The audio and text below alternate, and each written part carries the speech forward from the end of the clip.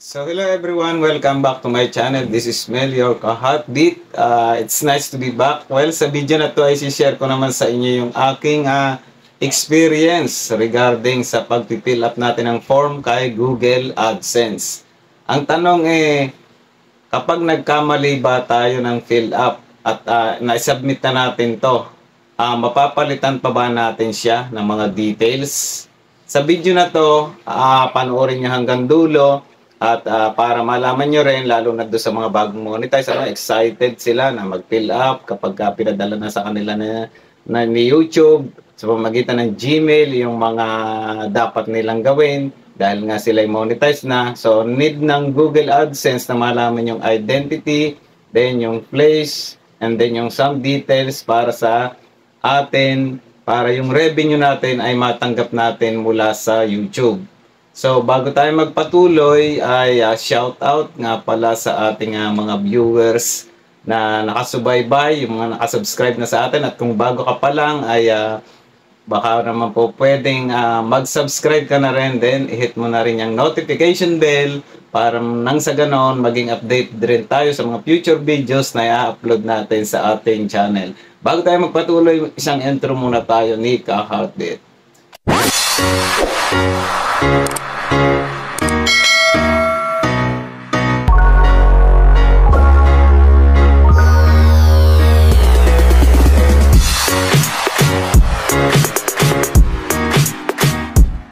So once again, it's nice to be back.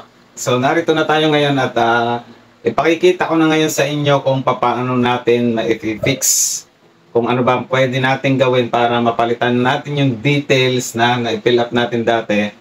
So unang-una, kailangan ay pumunta tayo sa ating Chrome.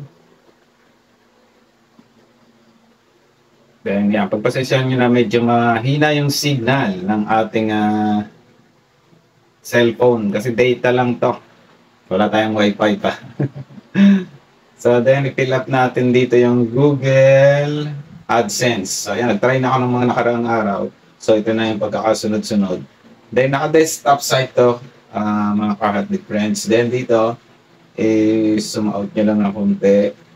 Then tong Google AdSense, earn money from your website. So yan, ito lang, pindutin lang natin yan. And then makikita natin yan sa taas, sa right side. Yan dito, get started. So yan, medyo bumibilis na. And then dito, nakalagay dyan, choose an account. So kay Google AdSense kasi, since nakapag-fill up na ako dati, ang account na nakabind sa kanya, itong kaisa-isang Gmail ko. So pindutin natin yung Gmail address ko. Email. Then, may lalabas siya na ayan, konting pasensya lang sa ating pag-loading, medyo mabagal. So, let's get you started. Dito sa left side, makikita nyo yung 3 lines na yan. Ito. Pindutin nyo lang yan. And then, punta tayo sa payments. Ayan. Then, punta kayo sa payments info. So dito, ito yung lumalabas kapag pumunta tayo sa payments info. So dito, may nakalagay siya, naka-red alert. To avoid any delays on your payout and to make sure the right amount of tax is withheld, make sure you provide your Singapore tax info as soon as possible. So itong isang instruction na to regarding sa payment, nakalagay dyan, add tax info. Ito ay para sa Singapore tax. Yung kasing sinabit natin dati ay United States tax info, na doon tayo nagkaroon ng pagkakamali. So next video ko tong pag-fill up natin kung paano naman tayo mag-fill up ng Singapore tax info. So dito muna tayo sa ating babaguhin regarding dito sa ating United States tax info. So manage settings, punta tayo sa manage settings. Nasusundan ba mga ka-heartbeat friends? And then pagdating dito kasi sa manage settings, makikita natin dyan, ito na yung mga isinupdate ko dati. payment profile ID, nariyan na rin yung ating complete name, address. Then, dito sa United Tax Info, ito yung i-edit natin. Kasi dito nga tayo nagkamali ng submit. Meron ditong part tayo na medyo madidihado tayo regarding sa earnings natin kay YouTube. So, edit lang natin. So, nakalagay dyan ay submitted siya noong June 26, 2021. Approved na siya noong June 26, 2021. So, dito kailangan nating baguhin siya. Manage payment users, then manage tax info. Sunod lang natin yan, manage tax info. So, tandaan natin show tax details in documents. Siya, approved na kasi siya eh. So, pag pinindot natin itong show tax details and documents. So, ayan. June 26, 2021. Expires on December 31, 2024. So, ito yung pagkakamali ko, guys, mga ka-Heartbeat friends. Nakalagay dito, dito sa Form W8BEN, and yung default nila. Which is, kung hindi ako nagkakamali, kung taga-US ka talaga, ganito yung mga percentage na babawasin sa'yo na pinaka-tax mo regarding do sa magiging earnings.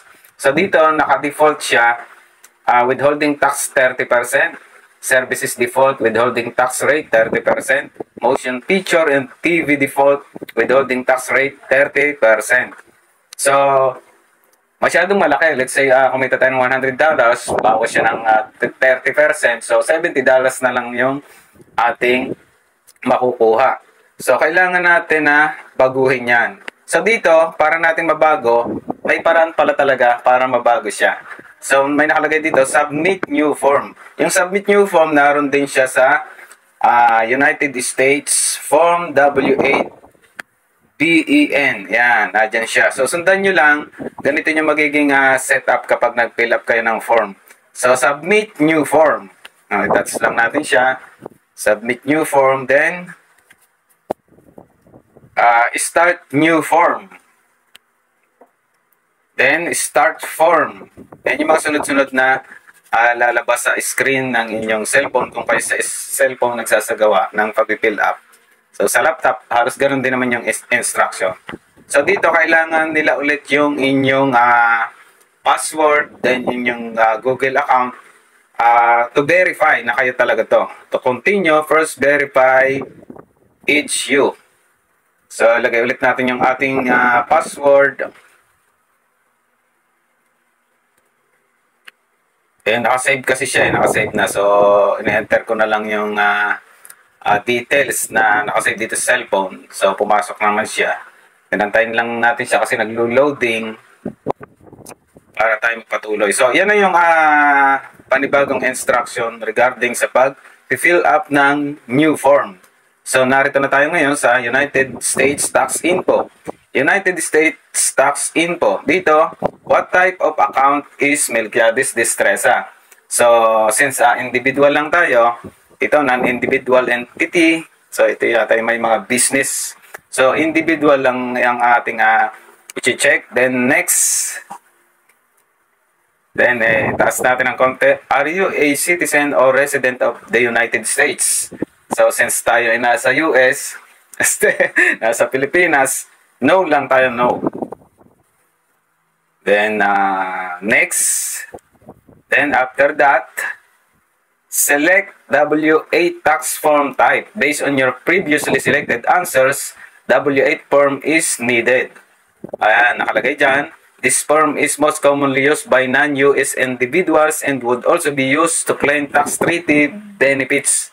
Yan, tax treaty or kasunduan, yan yung magiging benepisyo kapag may kasunduan, halimbawa Pilipinas at saka US regarding sa tax, withholding tax. So, since dito nakalagay ay non-US individuals, narito tayo sa Pilipinas, dito tayo maglalagay. Check natin yung non-US individuals. Then, start W8 Ben form. So, sundan nyo lang Then kung hindi nyo masyadong nasusundan, pwede naman nating replay lang. Habang naglo-loading din yung ating cellphone. Then, nakalagay dito, Melquiades Distresa, DVA doing a business, optional naman siya. So, dito na lang tayo sa country and region of. So, syempre, nasa Afghanistan tayo. Nasa Pilipinas. Hanapin natin syempre yung mahal na bayan nating Pilipinas. Yan. So, kayong mapapagod mag-scroll. Scroll up nyo lang hanggang sa dumating tayo sa Pilipinas. Yan, medyo malayo-layo. Then, after that, at a taxpayer identification number, yun yung isusunod natin. So, foreign TIN, ready na dito yung ating TIN number.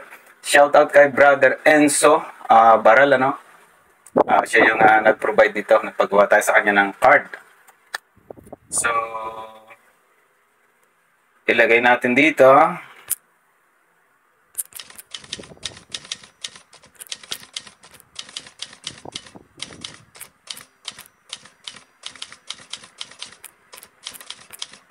Make sure na tama yung ilalagay yung number na para hindi pa ulit-ulit.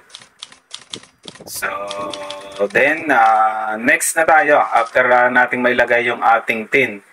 Susunod dyan yung address natin. Permanent residence address is a PO box or in care of address. You will be required to submit additional documentation. So, check natin siya. Then, Philippines, nakalagay niya na dyan. So, yung street address, fill up lang din ulit natin.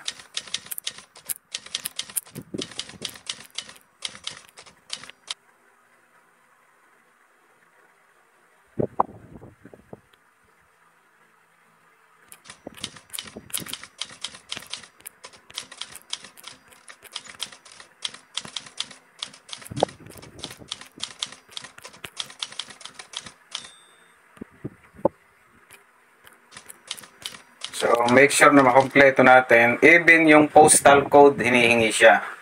So, dapat nakaready na yung inyong postal code. Then, province. Since tayo ay taga Bukidnon, dito tayo sa Batangas. And then, mailing address is same as permanent residence address. So, check natin siya. At yun na yung magiging nakasave na address or yung mailing address natin, yun na rin yan. So, next, dito na tayo ngayon, magbabago. Kasi doon sa mga nauna ko naman na application form, yung sinubmit natin na approve na siya noong June 26, 2021, is yun din yung inilagay nating address. Dito lang sa tax treaty, dito ako nagkamali. So, ito yung gagawin natin ngayon. Lalagyan natin ng changes kung pwede bang mabago pa at kung ano yung magiging result do sa regarding sa withholding tax na makakalta sa ating revenue after nating magkaroon ng kita kay YouTube. So, still loading para makapag-isip-isip pa rin tayo kasi nalulugaw tayo. First time natin na mag-tutorial regarding dito kay Google AdSense. Medyo maselan din to. So, kung kayo medyo nako-confuse pa rin, marami tayong pwedeng mapanood sa YouTube regarding dito sa pagtifill up ng tax info para in case medyo kulang yung ating info na naiparating sa inyo from other creator or tutorial vlogger, magkaroon tayo ng complete awareness regarding dito sa tax info natin. So, nawala na ng signal. Dapat talaga meron na tayong Wi-Fi connection. So, next. Oops, bago pala tayo mag-next, meron pala tayo ditong question. Are you claiming a reduced rate of withholding under a tax treaty? Siyempre, kapag US tax law may impose a 30% withholding tax on payments that are considered US source income. So, ito yung mga talagang nasa US or yung viewers mo from US, maaaring ganun mangyari, halos 30% talaga. So, since tayo ay claiming ng withholding under a tax treaty, yung kasunduan, kung ano ba yung kasunduan ng Philippines at the US, kung pwede bang mapapabayan sa atin. So, dito tayo sa yes. Then, country. resident of the following country within the meaning of the income tax treaty between the United States and that country. So, ilagay natin dito, Philippines, Treaty of US and Philippines. Okay. Then, special rights and condition. Dito, nakalagay, services, motion pictures, TV royalties, other copyright royalties. So, check natin yan. 1. Article program. Piliin natin yung Article 8, Paragraph 1. And then dito, withholding tax rate of, siyempre, pag default yung 30%. So, dito tayo sa reduced rate 0% lang. And then, check ulit natin dito. And as a tax resident of the country identified in the project section, the beneficial owner, and so on and so on. So, basahin nyo na lang yan. And then, dito tayo sa motion picture and TV royalties. May lalabas ulit dyan, article and paragraph. So, nakalagay dyan, article 13 and paragraph 2A. Then, withholding tax rate of, so, dalawang option dito, isang 30% yung default. Na doon tayo nagkamali dati. Akala ko dati yung sa pag-fill up ko, pag 30%, malaki makukuha ko. Baliktad pala, ako pala yung makukuhanan. So, dito tayo ngayon sa reduced treaty rate sa 10%. And then, check ulit natin dito. And then, other copyright royalties such as Play, YouTube Partner Program, yung kay YPP. Yan, article and paragraph 13, paragraph 2A, then withholding rate of 15%. So, malaking nabawas kalahati kasi dati 30% yung nilagay eh. Siyado tayong ganit sa kita eh. Tayo pala makikitaan. Then, check ulit. Then, next. So, after that, antayin ulit natin kasi nag-loading siya. Tingnan natin yung magiging result or mayroon pa bang instruction na kailangan nating isagawa. So, medyo mahaba yung video pero malaking tulong doon sa mga bago pa lang na kamo-monetize, then mag-fill up kasi kayo ng tax form. Kasi kung hindi nyo ito pipilapan, hindi nyo matatanggap yung inyong revenue. Palaki lang yun ng palaki. Then, has the individual identified in the tax identity section performed any activities and services for Google with US? Siyempre, yes. And then, next tayo. So, yan na. I accept the paperless delivery agreement. Accept, then get documents by mail. And then, next tayo. So, documents preview. Your tax forms. Lagay na dyan. Then, dito, I confirm that I have reviewed the generated tax documents to the best of my knowledge and before they are true, correct, and complete. So, check lang natin. And then, next. So, lalabas na dyan yung ating naging tax form certification.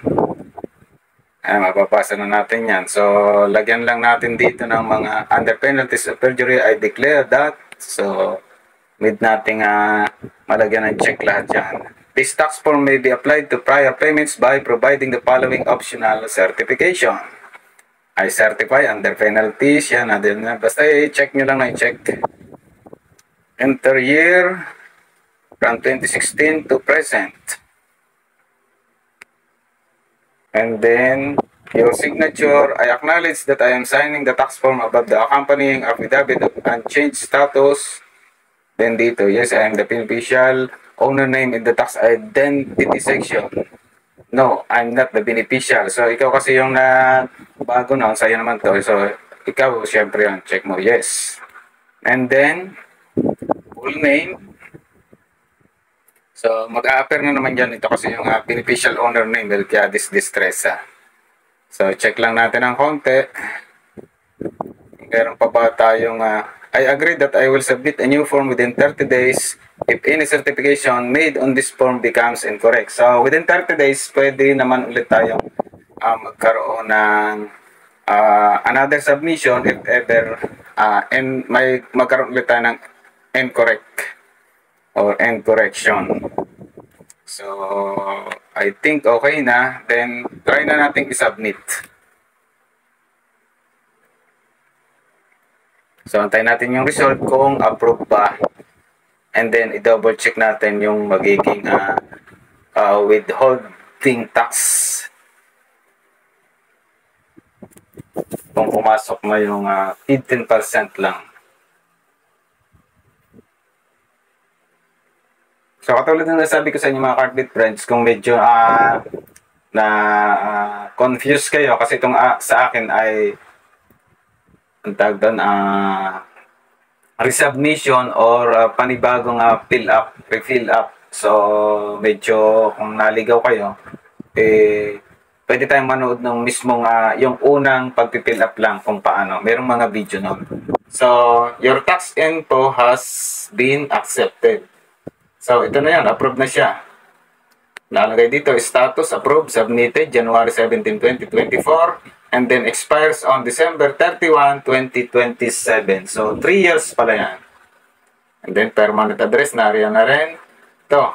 So, yung pagkakaiba nung kanina at ngayon ay malaki. Kanina, yung motion picture and TV withholding tax rate natin, 30%, diba? Ngayon, ay naging 15% na lang. So, na-correct natin. So, pwede palang mabago. So, ito lang naman yung base experience ko ay ito yung nagkamali ako ng pag-fill up. So, dito, narito na rin yung exact address, mailing address, nariyan na rin. Then, no tax. Dito sa taas, guys, meron pa diyang isang add tax info. Dito, yung regarding naman dun sa Singapore tax info na dapat din nating ma-fill up. Yung nakapula kanina. So, next video, yan yung aking isi-serve sa inyo or gagawa natin ng tutorial video. So, kung kayo may natutunan, mag-comment kayo. Kung kayo may question, ilagay nyo lang dyan sa ating comment section. And then, huwag nyo kalilimutang mag-like, mag-share na rin kayo sa video natin sa ating mga friends. And mag-subscribe kayo sa ating channel, yung notification bell sa mga bago pa lang sa ating channel ay huwag niyong kalilimutan. Malaking suporta niyo para sa tulad nating nagsisimula pa lang palaguin yung ating YouTube channel. Sabi ko nga, bawat view na naiambag niyo sa aking video, balang araw, malasakit niyo ay makararating sa ating mga kapwa-tao. Well, take care. God bless everyone. Thank you for tuning in. And wait for my next upload video. Bye-bye! God bless! Ingat!